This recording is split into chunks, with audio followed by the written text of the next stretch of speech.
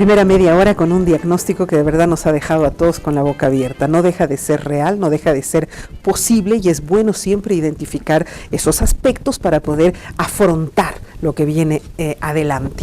Pero ahora me toca hablar de la oposición. La oposición está en franco proceso e intención de cambiar las cosas, de hacer todo diferente para tener nuevos resultados. ¿Cómo ven ustedes la oposición en este momento? Un poco equilibrando, empiezo contigo que has hablado menos la anterior media hora. ¿Cómo la ves a esta oposición? La oposición tiene tres desafíos importantes, las oposiciones, porque no podemos hablar de un conglomerado. Pero se están juntando. El primero es ese, ¿no? Establecer una estrategia electoral, ¿no? Que te dé un resultado presidencial indiscutiblemente satisfactorio. Ya está, la estrategia es todos con Carlos Mesa, todos alrededor de Carlos Mesa, eso es lo que han hablado. Y si Carlos Mesa, porque el gobierno, la estrategia del MAS es que te ha sentado todas las condiciones para que Carlos Mesa sea candidato. Lo metan preso. Es más, ¿no? Pareciera que ha preparado, si yo fuese jefe de campaña, si alguien dijese que es jefe de campaña de Carlos Mesa, yo diría que es el gobierno. El gobierno te ha sentado absolutamente todo como para que Carlos Mesa sea el candidato. ¿Qué tal si Carlos Mesa es el candidato que en los hechos, en las encuestas, es por supuesto el más factible? Con una buena posibilidad. Y le quitan la cabeza. Entonces, ayer Ortiz, en un medio de comunicación, hacía una entrevista que me parecía muy interesante, reconocía, por el tema de estrategia, que no todos pueden ir juntos, ¿no? O sea, es necesario por estrategia electoral que te guardes por acá, te guardes, peor todavía, si el Tribunal Supremo Electoral no ha reglamentado el hecho, qué es lo que va a pasar si un candidato está inhabilitado. ¿Qué tal si van todos? ¿Qué tal si van todos? ¿No? La pregunta es la siguiente, ¿qué tal si se une Unidad Nacional, si se une el Movimiento Social Demócrata, Solvo, alrededor de una candidatura, una mayoría? Lo inhabilitan al candidato.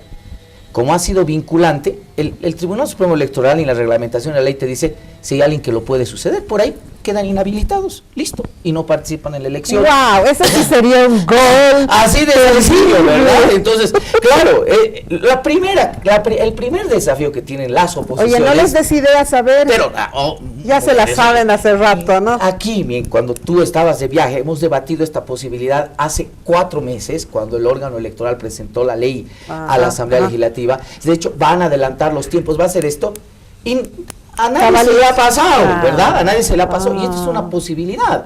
Por ahí están diciendo, vengan, únanse, qué bonito, y en el momento en el que, listo, y no hay oposición, ya no tendrías un candidato solo de oposición, tendrías ahí algún otro partidito que solamente sería palo blanco para participar en la elección, nada más. Entonces tú lo que necesitas en las oposiciones políticas es generar una estrategia de cómo vas a enfrentar este momento, ¿no? Es cierto, tendrás que hacer ciertos márgenes de unidad, de candidatura, pero no te puedes jugar todo en un solo binomio. Tienes que guardarte ciertas cositas para allá. ¿Cómo lo haces? Ese es un elemento que ya tendrás que preparar como estrategia. Segundo elemento es el que yo te mencionaba en el anterior sector. No basta solo presentar un tema de la estructura del candidato presidencial, sino que si yo vamos a ir a alianzas, vamos a ir coaligados, necesitamos una estrategia también electoral en el ámbito de la asamblea, escaños, ¿no? Es decir, cómo vamos a trabajar el tema, porque al final es eso también, los partidos políticos hay que reconocerlo, ¿no? ¿Cuántos senadores te van a tocar a ti? ¿Cuántos diputados te van a tocar a ti? ¿Cuántos estos te van a tocar a ti? ¿Dónde tenemos más fuerza? Será el segundo elemento que tendrán que establecerse como alianza. Y tienen plazo, por eso te ponía énfasis, hasta el 23 de noviembre. Se me ocurre, después de lo que dices, que realmente esto podría ser una innovación absoluta, donde por primera vez no se trabaje la figura de los binomios, sino que exclusivamente se trabaje la figura de quienes van a ir como senadores y de verdad mejorar esa asamblea que tenemos ahora con gente con que tenga una capacidad mayor de debate y todo. Creo que sería una jugada genial de la oposición, o sea, no tanto mis candidatos a presidente y vicepresidente, pero sí fortalecer a toda esta gente que voy a llevar como parte de una asamblea y de un legislativo que también pues tiene su peso, ¿no? Yo creo que el gran desafío de la oposición es sorprender. Carlos Mesa como candidato no es sorprender. No es sorpresa. ¿No? Ortiz como candidato menos. El principal responsable del tema de los referéndums después del triunfo autonómico fue Ortiz. Ya tuvo el poder y no lo supo utilizar, fue el tercer hombre de este país. Pero además de la vieja escuela. Y traicionó a todo Santa Cruz, que había logrado un triunfo muy grande. Entonces, Eso no es sorprender. Yo creo que el gran desafío de la oposición es sorprender. ¿Cómo es sorprender? Sorprender con una visión de país complementaria a la que el MAS ha planteado. No opositora, no detractora, sino complementaria. Así es. O sea, rescatando las grandes conquistas y los grandes avances y identificando los grandes peligros del MAS en el poder. Dos, proyectando una nueva generación. El gran déficit y el nuevo clivaje de la política mundial no es un clivaje de discurso político ideológico, es un clivaje generacional. Sí, ahí está El España, mundo ¿no? cambia a una velocidad y la realidad mucho más lenta. Son los líderes jóvenes los que pueden entender ese cambio y cambiar la realidad a la verdad. ¿Qué hacen los líderes mayores, la generación del pasado, del siglo XX?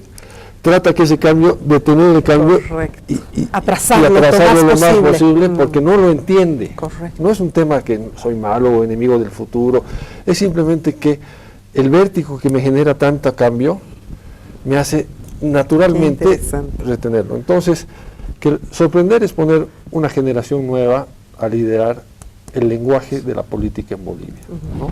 Y cuando hablo de generación nueva, hablo como lo están haciendo en Costa Rica, como se está haciendo en Irlanda, como se está haciendo en Canadá, como se está haciendo en Francia, como lo han hecho, como ya está comprobado que se gana, que es diciendo, tú eres el pasado, tú hablas de izquierda, de derecha, de imperio contra imperios. Yo no entiendo eso, y mi generación no lo entiende.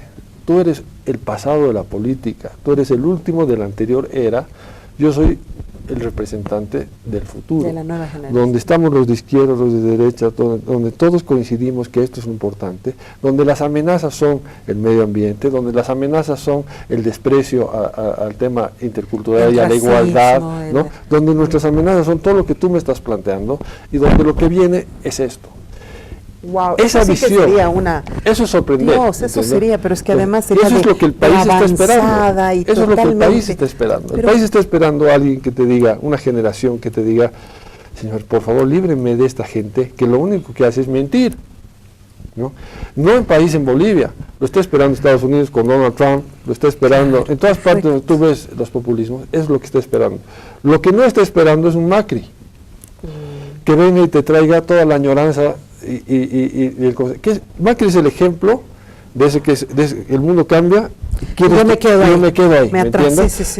Mis soluciones económicas a la coyuntura son las que conozco de antes. Claro. No entiendo la velocidad con la que está cambiando. Entonces, no es que tenga mala intención Macri o que sea un incapaz, es que no tienen la capacidad, su generación de liderazgo, de entender la dinámica. Va con tanto prejuicio contra el régimen de Kirchner que no reconoce los aciertos.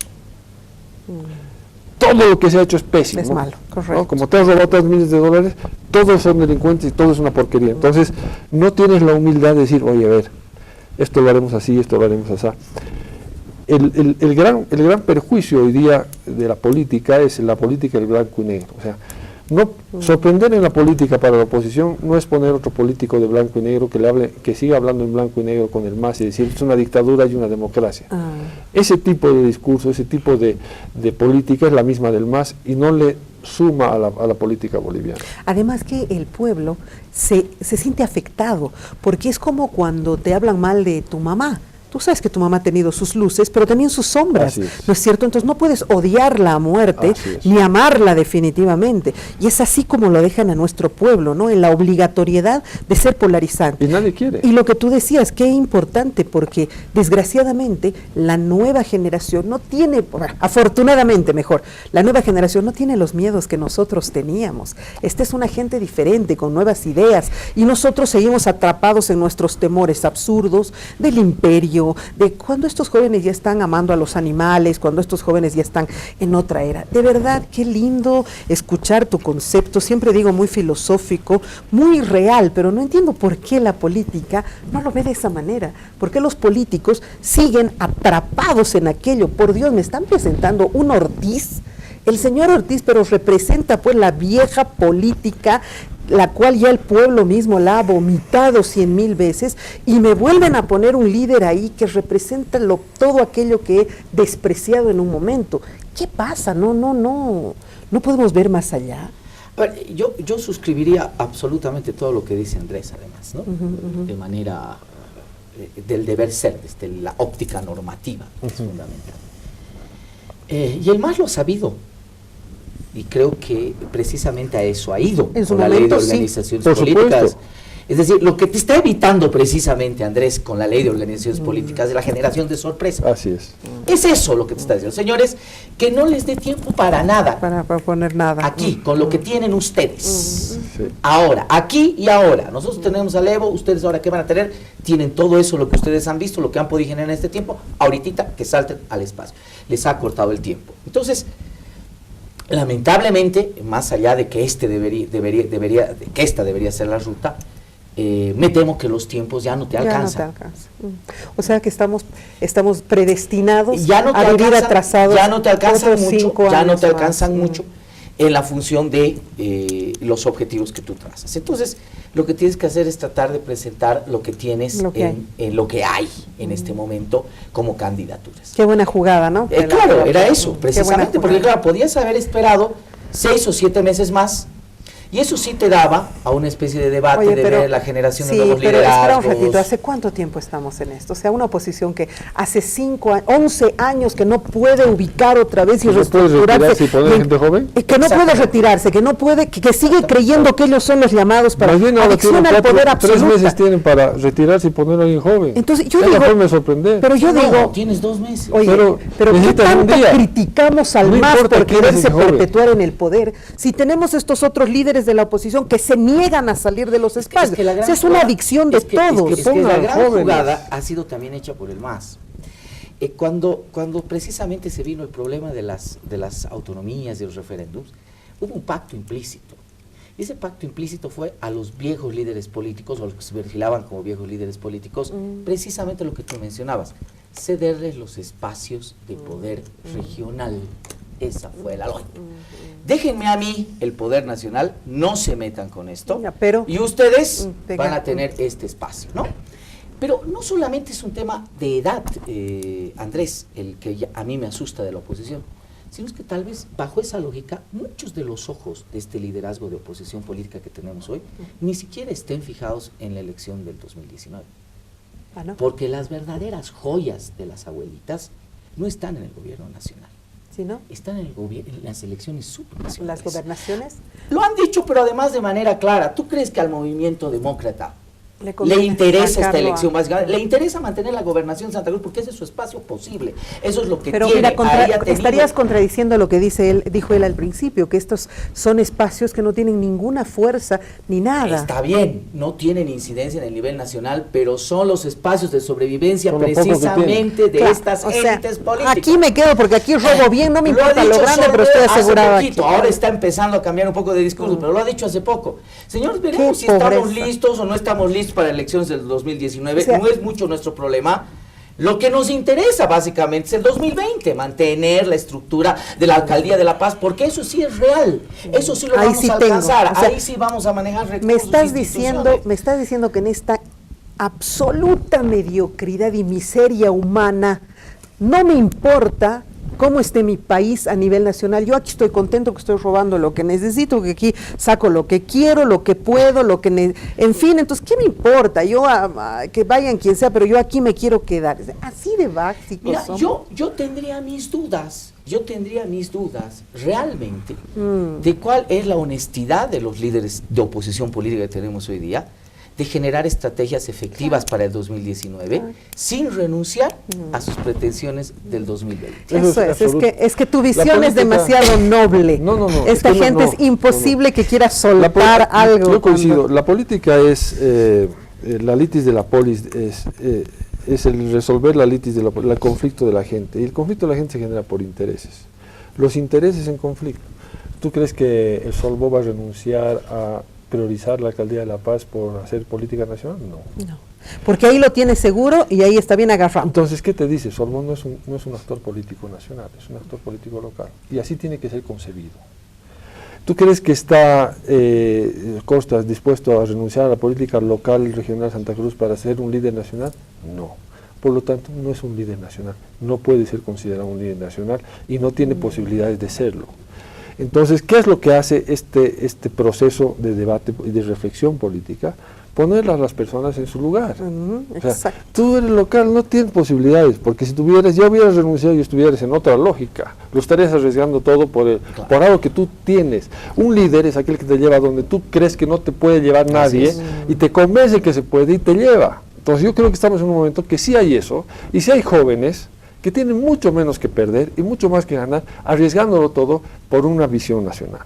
Entonces, ¿hay tiempo? Yo creo que sí. ¿Hay voluntad? Yo creo que no. ¿Esos que tienen la voluntad tienen capacidad de decir? No. O sea, hoy este es el momento. ¿Quiénes son los que están ahorita diciendo, no, yo no quiero que... No son nadie políticamente, su peso político es cero. Lo que yo destaco grandemente de las primarias es que le van a poner a todo su verdadero peso. El MNR no es nada, o pesa 5,000 votos, listo. Sí. Y en función a eso me hablas, si quieres, el ADN es 3,000 votos, y en función a eso me charlas, y vos eres tanto, y en función a eso charlamos, y ahora vamos a hablar en una mesa, ¿quién es el próximo candidato? Pero en función a un verdadero peso específico. El MAS, como eso siempre, verdad, ¿no? como lo hizo en el 21 de febrero, tiene unos cálculos así megalomaníacos, pensando en una realidad, pero le sale por otra y le sale el tiro por la culata. No vaya a ser, y yo creo que esa es la realidad, que este proceso de primarias va a ser un proceso de reconfiguración real, de real politics de la oposición, y va a filtrar a todos los impresentables y a todos los inviables y va a dejar a los sobrevivientes. Haz tu primaria y que vayan 3,000 personas a tu votar. primaria. No, maravilloso, o sea, ya sabes quién eres, claro, ¿no es cierto? Cuidado que quede un chico de 35 años con una chica de 37. Exacto. Claro.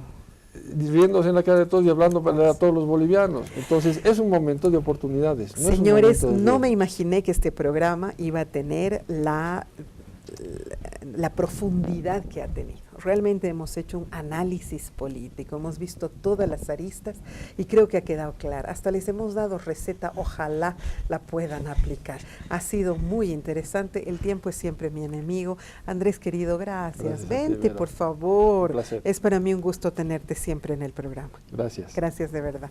Querido Marcelito, ¿qué te puedo decir? Tú siempre estás a mi lado y nos ayudas a entender esta realidad. Para mí un privilegio siempre, Verónica, un saludo. Gracias. Y los politólogos nos han dado hoy día una cátedra de lujo. Señores, vean el programa, aprendan un poquito, todos salimos aprendiendo y no es tan difícil, las fórmulas ya están dadas, el mundo ya lo ha hecho, los únicos que estamos desubicadísimos somos nosotros, queriendo agarrarnos de modelos que no funcionaron jamás, que siguen sin funcionar y que nos van a llevar a la debacle. Empezaremos a crecer como seres humanos, todos podemos ser mejores y tener una democracia mejor y mejores opciones y fortalecer todas estas instancias. Un abrazo, hasta la próxima.